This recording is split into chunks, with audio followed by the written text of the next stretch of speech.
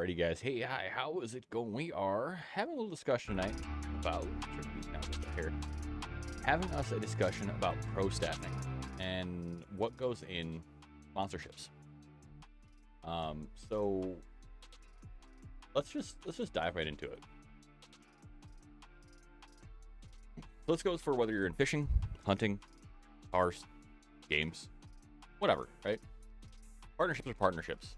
No matter the industry, sponsorships are a negotiation. You need to understand your worth as a brand in the market inside of your niche.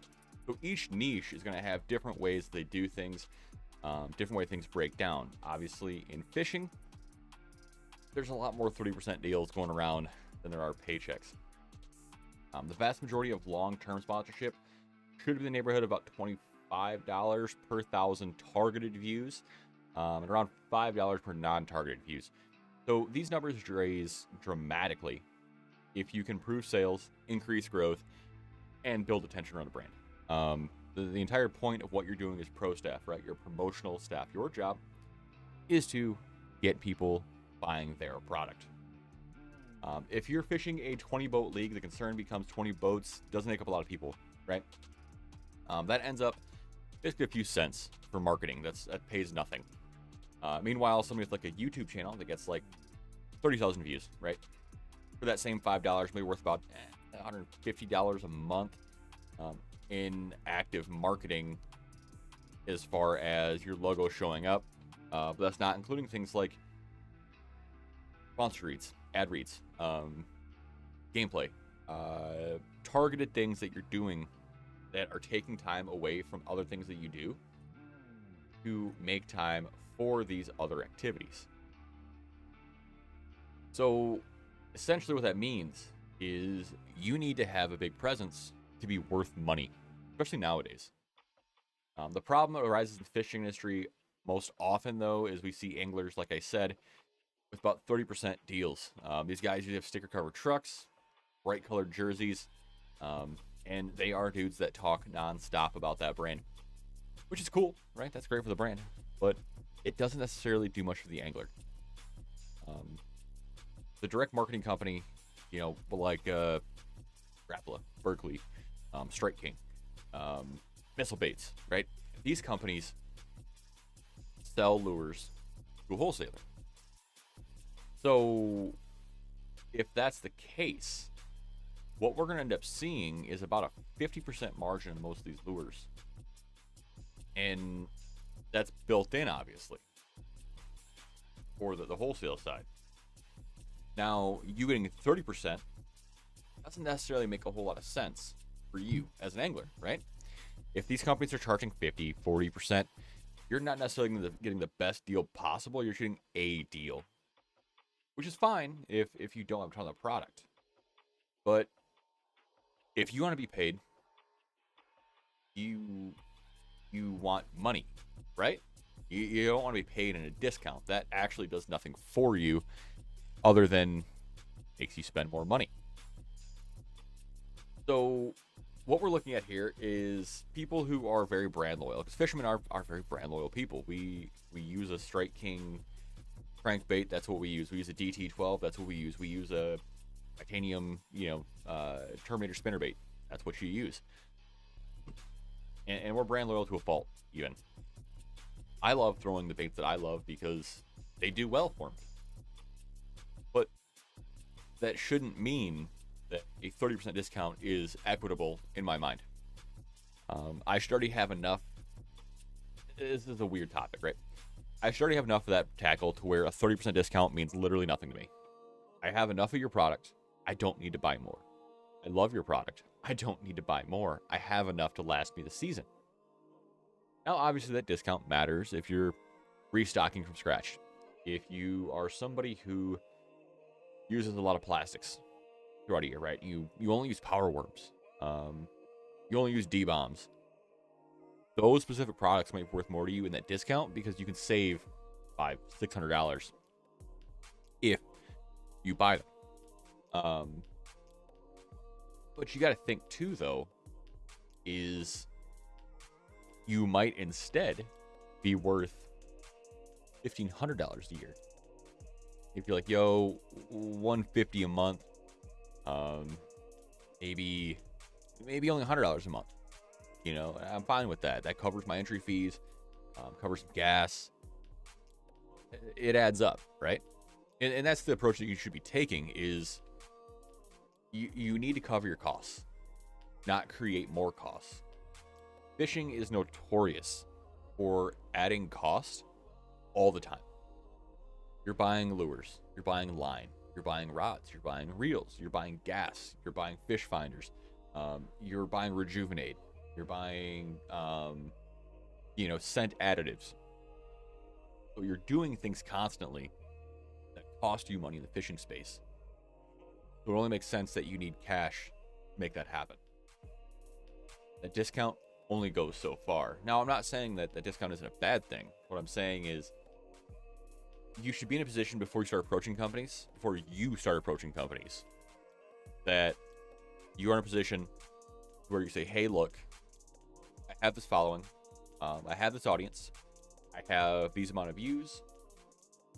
I'm worth this much. Let's have a talk. Those discussions put that way go way further than you'd imagine. Now, obviously, a lot of guys fishing local clubs don't have those big followings. They don't have 10,000 followers on Instagram. They don't have 100K on TikTok. They don't have 5K on YouTube. You know, like it's putting themselves at a disadvantage for something that they're doing anyway. Again, adding cost, but a camera makes a big difference in just throwing a camera up on your boat for the day. You don't even have to edit it. Throw up raw, uncut footage of you on the boat throughout your tournament day, thinking things through, just talking to yourself. These are what people want to see. These videos are what people want to see. They want to see you working through a problem, struggling to find fish, getting on fish, and figuring it out. Because that, in turn, helps them figure it out. Not only that, it shows brands that you, as an angler, can think through things, but you, as a marketer, can position yourself in a way that you can have people watching you. You have people that care about you. You have people that care about your opinion. Your opinion does matter.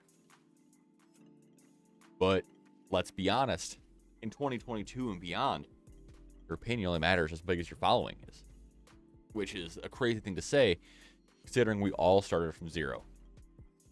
I mean, look at guys like Brandon Polinick, fantastic tournament angler. His marketing side is why he is where he is. Yeah, he probably could have won those events, regardless.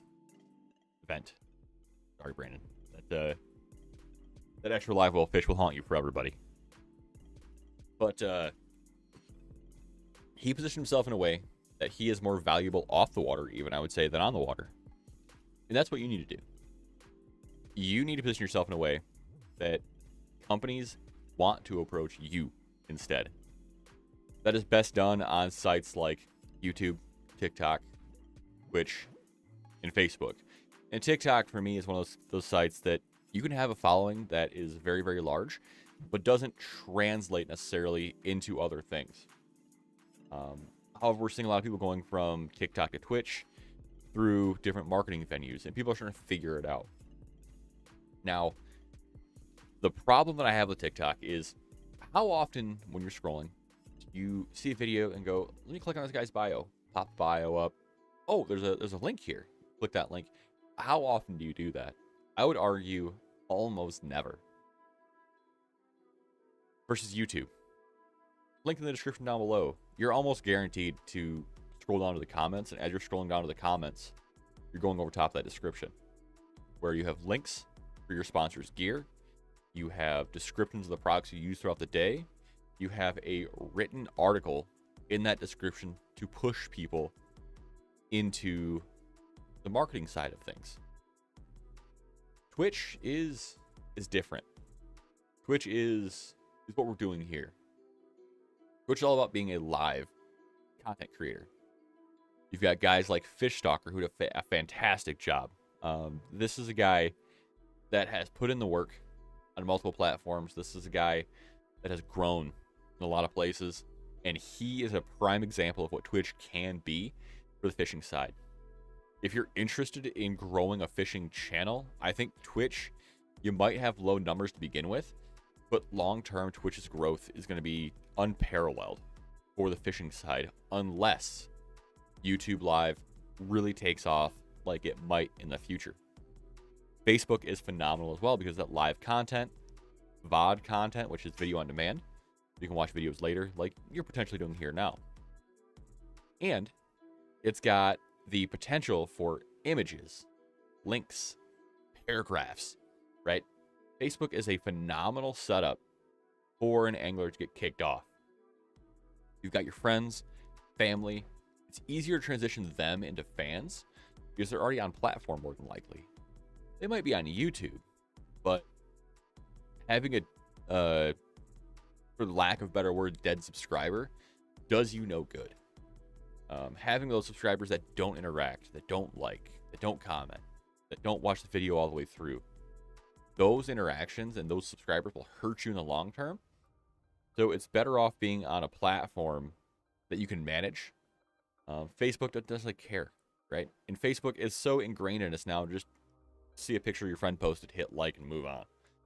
Facebook is phenomenal for that if you're trying to grow a brand. Now, we could have a whole discussion about social media in itself. We'll probably come back to that at some point with growing on each platform. But just think about it, though. The sheer amount of views possible, the sheer amount of marketing dollars possible at that $5 per non-targeted view, the potential on Facebook is staggering. The potential on YouTube is staggering. Twitch is a weird one. Twitch, I would kind of sit more around that $25 to potentially $50.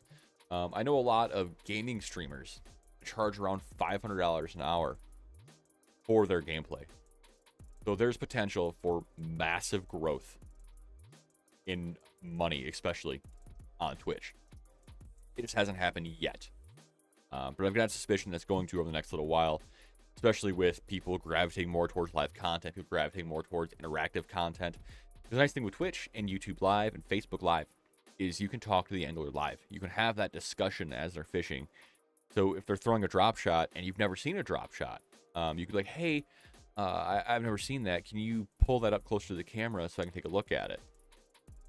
And for every chatter, there's probably 3 lurkers that care to see that content, which is huge.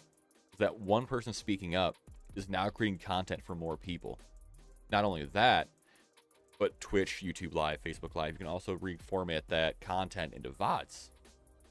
So by doing live content, you're accomplishing a lot of things all at once. And that is absolutely key. So we kind of discussed going over the value of your brand and how to value your brand. Obviously, that matters. That is a huge part of the discussion, is what your brand is worth and what you can do for the other brand, for the brand that you want to work with. So the discussion then becomes, how do you get their attention? How do you grab the company's attention that you want to work with? Social media. We're right back to it. Social media is obviously king. You need to be on social. You need to be on social. You need to be interacting with companies. Let's say you have a medium-sized following. 5,000 on YouTube. You've got 150 people that follow you on Twitter.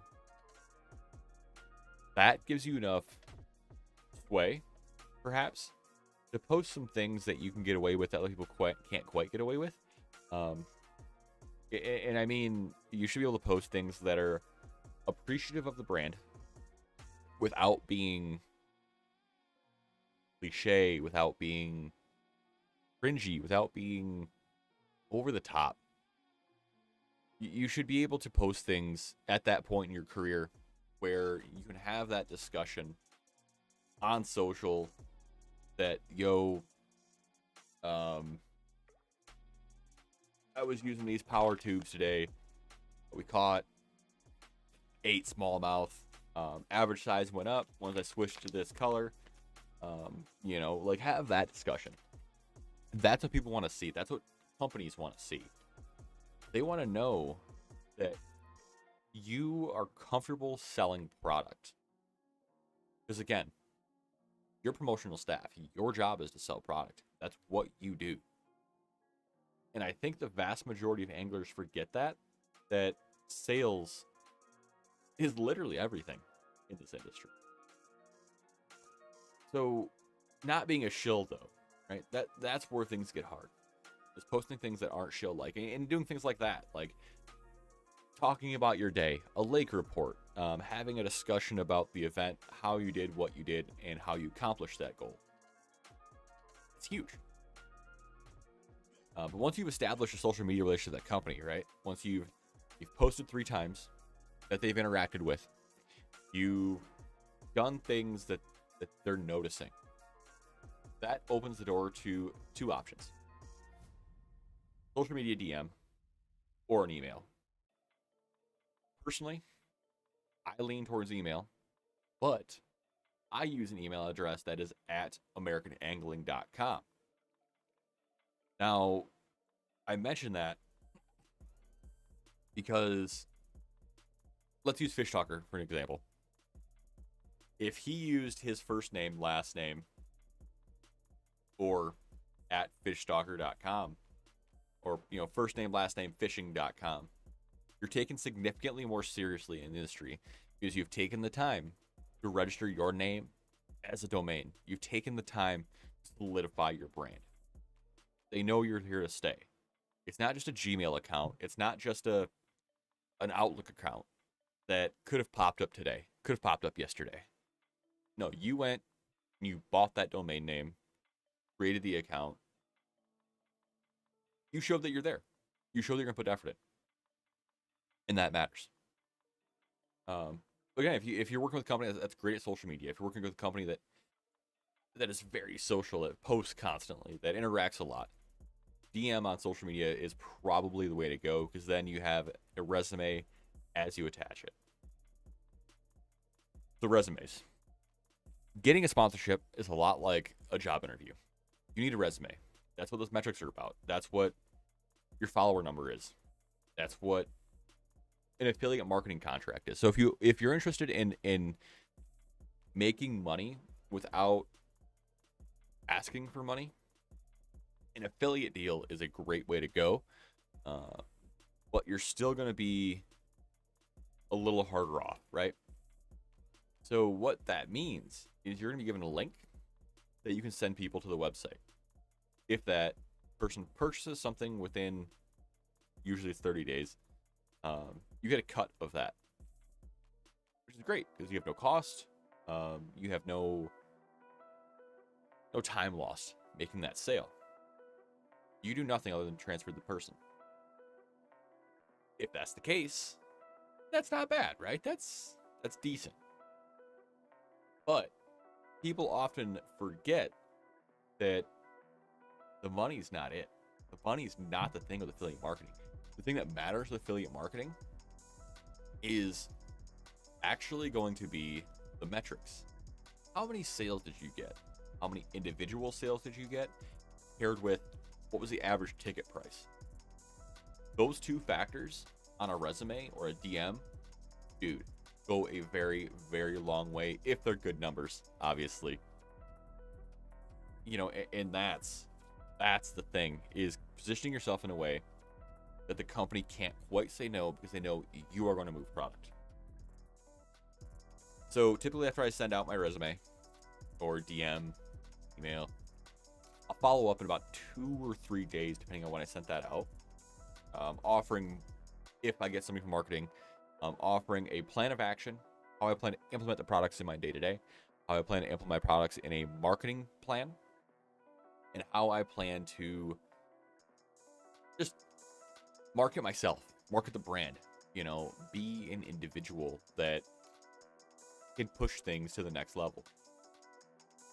The rules are slightly different with non-endemics, and if you're not familiar with that term, non-endemic means a non-fishing brand, right? So let's say you get a hold of somebody over at Craftsman, right? You get a hold of somebody at a local restaurant. You get a hold of somebody at a logistics company.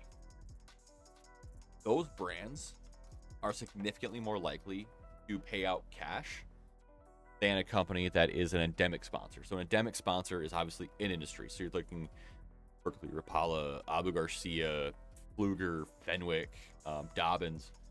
All of those companies are endemic sponsors. Typically, endemic, they're going to try to push you towards product deals. They're going to try to push you towards things that give them the lowest cost possible. And that's typically going to be product.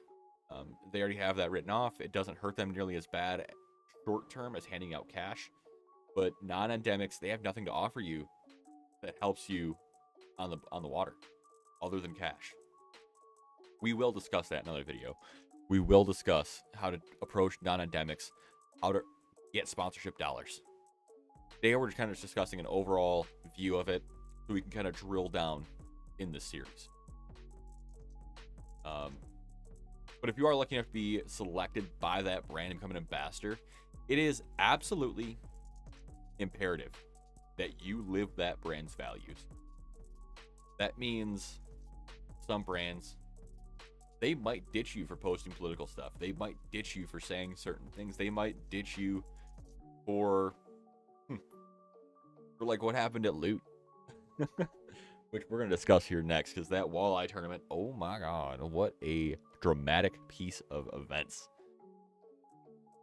But again, your job is to sell. Your job is to provide value to the brand by selling.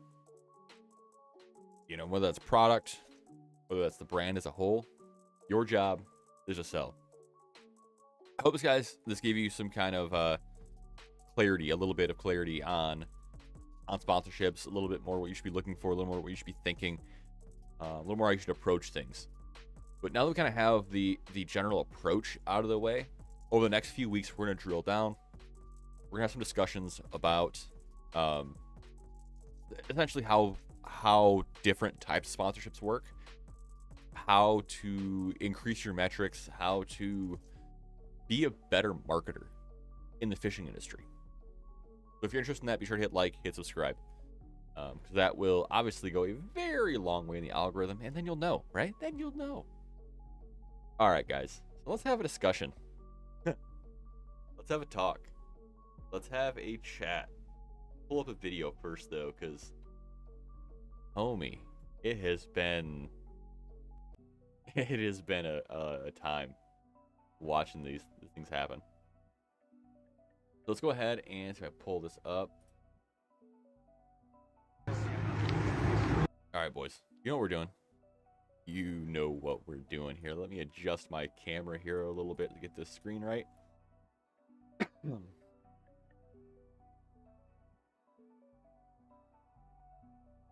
Let's go ahead and do this. So the situation is ridiculous. We'll put it that way. What happened essentially is a couple of guys that have won several events, that have won Team of the Year, that have won a lot of money, were caught cheating in a walleye tournament. What was found was weights and fish fillets in the fish. This is part of the Lake Erie event, Lake Erie Walleye Trail. Chase did a phenomenal job. The director did a phenomenal job. He handled this exactly how I think they should be handled. Publicly. These people should be banned from all tournaments. These people should be ridiculed. And, I mean, it's one of those things, right? We're supposed to say accused, but there's video proof. So the accused anglers stuffed 12-ounce weights in these fish and fish fillets. Now, the irony here, they didn't have to. If they would have just fished without being sketch bags, they would have won. And it's saddening. It's sad. It's sickening. Saddening? Sickening? Saddening? You know, it's depressing. It's sad. I mean, I hate seeing this in my sport. But let's take a listen. Weighing in a big fish. 790. Weighing in a big fish. 790. Locking it in. 790. So as he's weighing these fish, you're hearing the crowd, no way. There's no way. I gotta tell you, you gotta beat 16 some pounds. 33.91, 33.91, your new. Effectively doubled. He effectively doubled the weight of the best catch for the day. I don't know how much that was weights, but there's a very strong chance he didn't need to cheat to win. Leaders locking it in, team of the year. Team of the year was caught cheating. Definitely team of the year champions. Round of applause. You got Chase Kaminsky, Jake Runyon. We need round of applause, and it is dead silent. Pictures of those fish over here. Stick around a while. Damn, 33.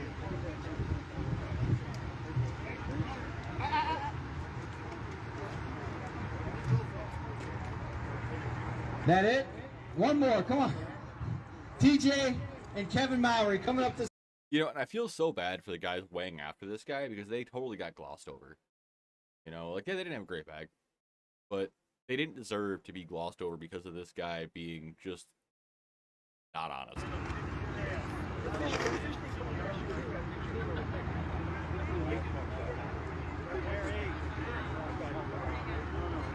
Hear the crowd start, oh, there's no way, there's no way, there's no way. That fish ain't that weight. I mean, these guys that fish almost every day, right? These are professional or semi-professional anglers. These are guys that know the fish. I mean, if you're a bass tournament guy, you can look at most fish, oh, that's 3.5 pounds. I mean, you just know. Once you've been around enough fish, once you see the length, girth, you have an idea of what the heck is going on. You know, and this is a prime example of people speaking up at the right time and making their voices heard.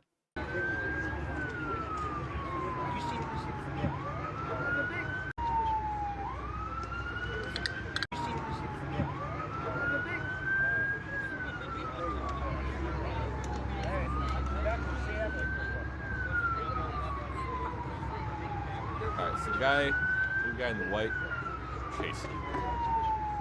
He's gonna run down there, he's gonna cut up that fish. So that was, see, everybody waiting, right? Everybody is waiting for the situation to happen. Everybody's waiting to see the results. Dude, the reports are, I think it was Chase grabbed the fish, grabbed the belly, and felt a hard object. Super cut and dry.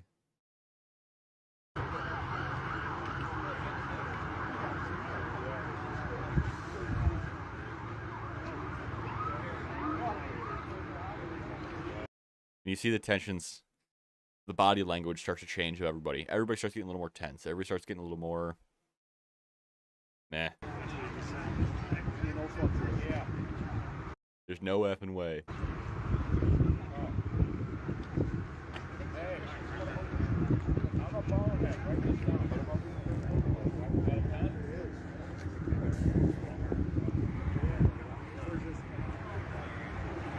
So here they are. What they're doing is they're cutting that fish open. They are opening the belly of that fish to see what's inside of the belly. And that is what was inside that fish. Or these fish, I should say. Weights, fillets, cut up walleye. So the question then becomes, what's the local limit? Are these fresh fillets? Did these guys go over the limit as well as cheat? Like, there's a lot of things that come here. This next bit, adult warning here, guys. This next bit, it's rough. I'm not sure how much I can show on YouTube. Let's take a peek, though, at the start of the chaos. We got weights and fish! There we go! Immediately, right? Immediately, everybody is just over it. I'm going to mute the rest of this. A little bit, at least. You see Chase, dude, he is fired. That's it, man. Guy killed his career. over that. Now, again, he has won events, won Team of the Year. They've won a lot of things. Everything they have ever done is now in question. This is exactly a prime example of somebody that doesn't care about the sport, doesn't care about other people, that doesn't care that they impacted hundreds of lives, potentially thousands of lives over the time period. Fishing different states, different events, different leaders, different directors, different organizations. It's sad that it's come down to this. But I want to make you guys aware of this. I'm sure everybody's aware of this at this point. But if you spot something, report it.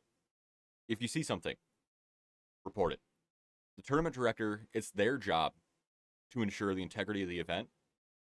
They did a phenomenal job. Loot did a great job. They felt something was off. They handled it. This is exactly the way that things should be done. From the aspect of the immediate looking at it, the immediate care for the event. Phenomenal job on their part. But that's it, guys. I'm out of here. If you like this, give it a like. Like me, give me a subscribe. You're to come back every Monday at 9 p.m. East for the Landing Net podcast. I will see you guys